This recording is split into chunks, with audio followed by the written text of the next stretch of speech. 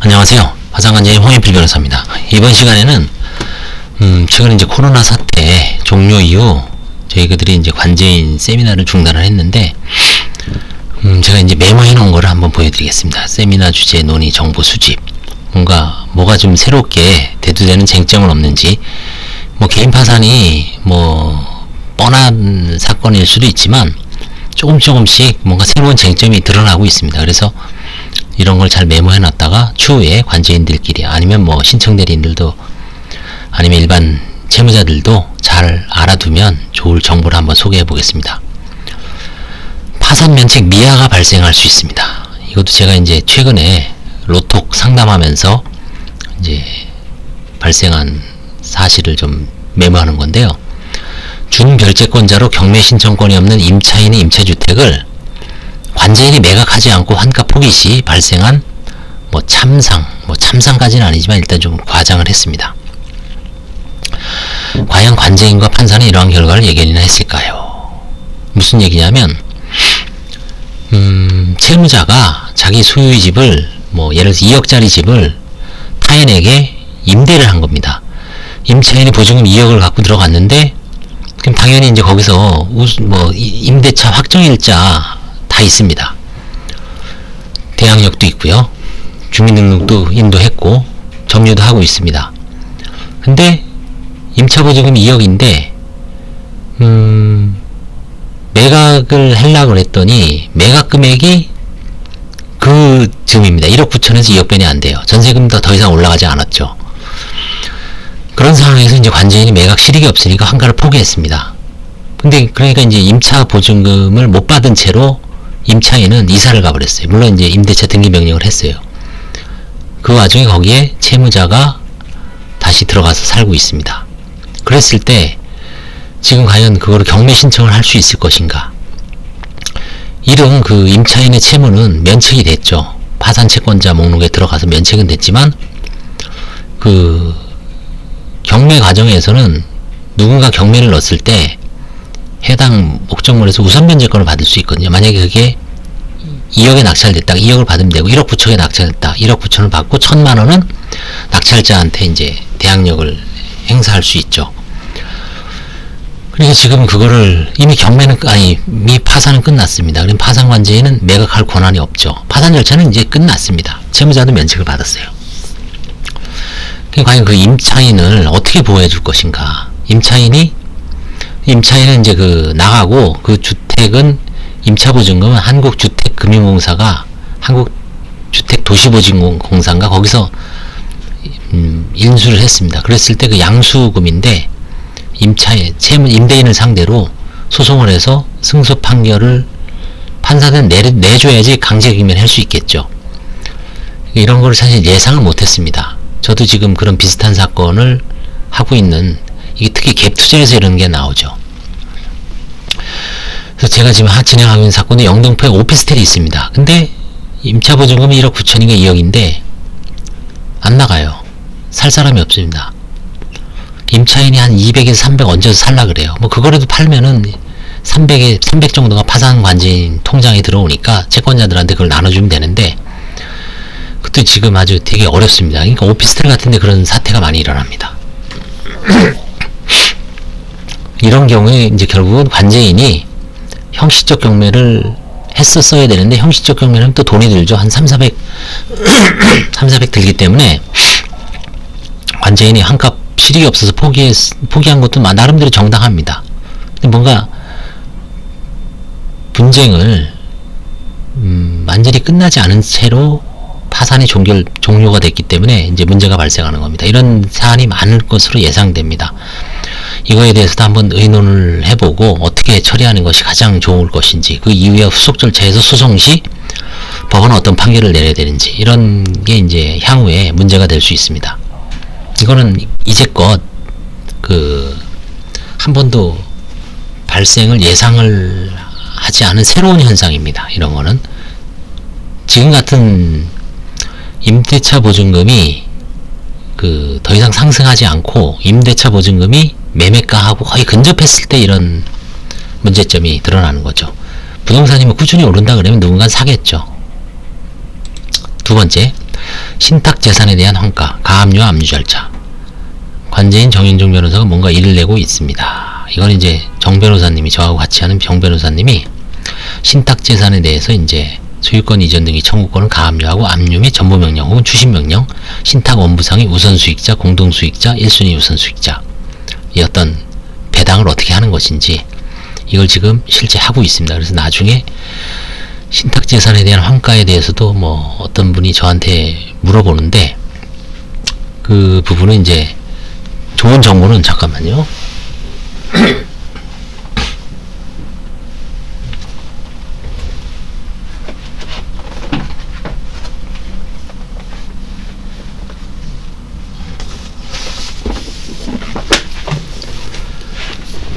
서울지방변호사에 나온 제 53집이 있습니다.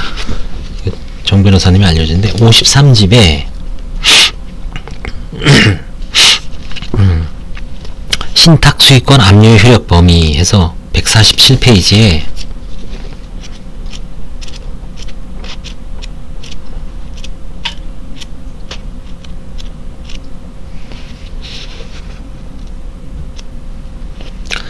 오상민 변호사님이 대법원 판례 2018-237-329 판결에 대한 평석을 중심으로 논문을 쓰신 게 있습니다.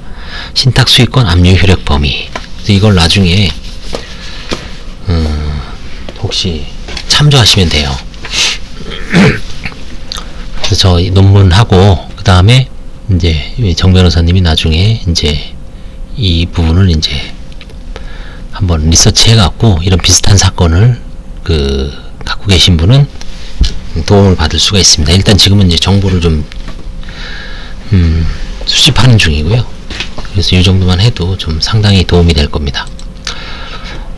자, 그 다음에 이제 채권자가 사행의 취소 청구를 피보정 권리로 가처분 후 채무자에 대한 파산 선고가 있었고요. 수익자 및 전득자에게 전전 매도된 경우의 가처분 취소 방안. 전득자가 협조를 해주지 않을 때 전득자의 협조가 불가능 시 방안입니다. 정 변호사님은 사정 변경을 원인으로 관제인이 가처분 취소를 인용받은 수원법원 판례가 있고요. 저는 서울중앙지방법원 이제 신청 단독에 신청을 했습니다만 엄격한 물리 해석으로 채무자의 관제인에 불과하기 때문에 신청권이 없다. 그 목적물의 관제인이면 몰라도 지금 현 소유자의 관제인이 아니죠. 그냥 전전 소유자의 관제인에 불과하기 때문에 사정 변경을 원인으로 취소할 수 없다. 그래서 이제 저도 이거 지금 어떻게 했냐면은 전전 수익자, 전득자의 어떤 동의를 수임을 받아서 가처분을 취소하고 있습니다. 그래서 지금 그게 지금 시간이 늦어지고 있지만 궁극적으로는 그렇게 하는 방법이 있는데 사정 변경을 하는 거가 좀 상당히 어렵다는 문턱에 부딪힌 사건입니다. 그 다음에 이제 상속재산 파산. 한정승인 채무자의 부동산 취득세, 유통세의 본질상 부담은 상속인의 고유채무로 상속비용, 상속재산에서 우선 변제를 안 해줍니다. 재단채권이 아닙니다. 대법원 판례 2005-9491 이 판례에 대해서는 제가 나중에 또 나옵니다. 쓴 게 참 나쁜 대법원 판례라는 제목으로 좀 비틀어서 쓴 게 또 나오기 때문에 그때 좀 자세하게 한번 판례를 볼 필요가 있습니다. 부동산 상속형 한정승인 사건은 이게 이제 등록세 취득세가 몇십만 원이면 큰 상관이 없는데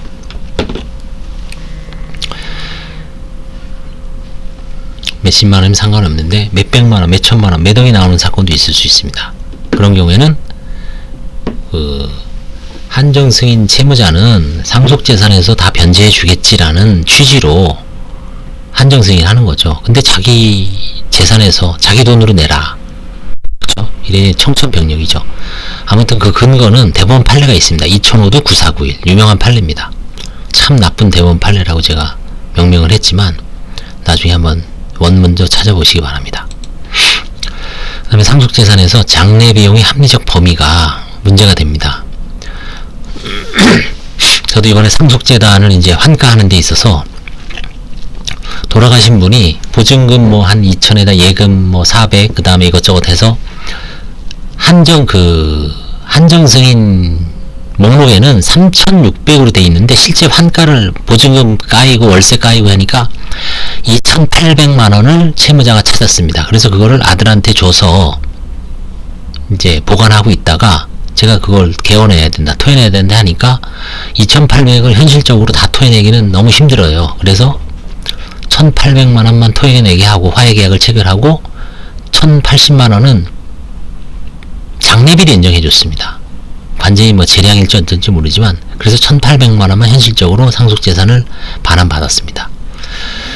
그러면 그때 장례비용은 어떤 사건에서는 500만 원 인정해주고 어떤 사건에서는 1,000만 원 인정하고 어떤 사건에서는 인정 안 해주고 이게 들쭉날쭉하면은 좀 문제가 되죠. 그래서 예전에 이제 가정일해 준칙에 우리가 교통사고 손해배상할 때 가정일해 준칙에 나오는 장례비는 교통사고 손해배상 소송에서는 획일적으로 뭐 150, 200, 500 이렇게 인정해줬죠. 요즘 얼마인지 모르겠어요. 제가 한 20년 전에 교통사고 손해배상 처음 연수원 나와서 했때는 그때가 150인가? 가정일해 준칙상 인정되는 게 그거는 그냥 기본 공제를 해주는 거죠. 실제 1,000 들어가더라도 150배는 안 해줍니다. 그런 것처럼 뭔가 지금 가정일해 준칙상 이제 장례비 정도는 그냥 획일적으로 인정해주면 인정해주는 게 필요하지 않나 라는 생각이 듭니다. 제 개인적 견해입니다. 그 다음에 이제 망인의 생전행위 부인소송 케이스가 이제 증가하고 있습니다. 저도 이제 한 건 있었고 실제 한 2건 있었습니다. 특별수익은 상속의 선급이라고 보죠. 항변을 받아들여 파산재판장의 허가를 받아 취하해서 부인 청구권 전담재판부 시절에 취한 사건이 있습니다. 망인의 이제 생전 행위에 대해서 부인 소송을 과감하게 모친을 상대로 며느리가 이제 파산이 들어왔는데 며느리의 남편이 죽어서 그 배우자가 죽어서 상속재산 파산을 한 행위입니다. 근데 망인이 죽기 전에 망인의 아버지가 돌아가시면서 망인이 모친 명의로 단독 상속재산 협의 분할이 있었습니다. 근데 그거는 죽기 전의 행위죠. 그래서 그거를 부인할 수가 있습니다. 그래서 부인을 소송을 제기했더니 부인 청구를 제기했더니 저쪽이 이제 항변이 이미 사업을 하느라고 그 상속분 이상의 돈을 가져간 겁니다. 그래서 그걸 받아들여 제가 취하를 했습니다. 법원에 허가를 받아서. 근데 만약에 그런 케이스가 아니라 망인이 죽기 전에 임대차 보증을 바꿔놓는 경우도 있죠. 1억을 싹 이제 계약을 새로 해서 배우자 명의로 바꿔놓고, 그래 망인의 채권자는 잘 모르죠. 죽고 나서 이제 한정 승인하고 관제인 조사 과정에서 밝혀지는 경우가 있습니다. 그 다음에 부동산을 매각해서 뭐 임대차로 바꿔놓는다든지, 그 다음에 어떤 특정한 배우자나 자녀한테 뭐 거액을 도와준다든지, 채권자들한테는 빚을 안 갚으면서 그 다 부인 소송 대상이 될 수 있죠. 이런 행위가 늘어나고 있습니다. 이럴 때 과연 상속재산 파산을 해야 되느냐, 아니면 그냥 민법상 임의 변제를 해야 되느냐, 그건 나중에 또 제가 나오죠. 이런 케이스에 대해서 어떻게 해야 될 것인가, 그런 부분은 이제 앞으로 좀 문제가 될 수 있을 것 같습니다. 여기 있죠. 그 다음에 민법이 한정승인 변제 절차에서 부동산과 차량은 경매 절차에 의한다고 규정하고 있는데, 보다 간이한 임의한가와 하해는 과연 불가능한 것인가? 민법에서는 무조건 경매 절차에 의하지 않으면 이게 불법인가? 좀 문제가 있죠. 뭐 이거를 효력 규정이 아니라 그냥 임의 규정으로 봐서 다른 임의한가나 화해로 인해서 채권자들이 이익을 해하지 않는 한 쉽게 환가를 하는 것도 가능하다라고 저는 보는데, 뭐 모르겠습니다. 개인적 견해입니다. 그 다음에 이제 예납비용의 재단채권성, 채권자 신청형, 준채무자 신청형 모두 상속재산 파산에서 예납비용은 재단채권입니다.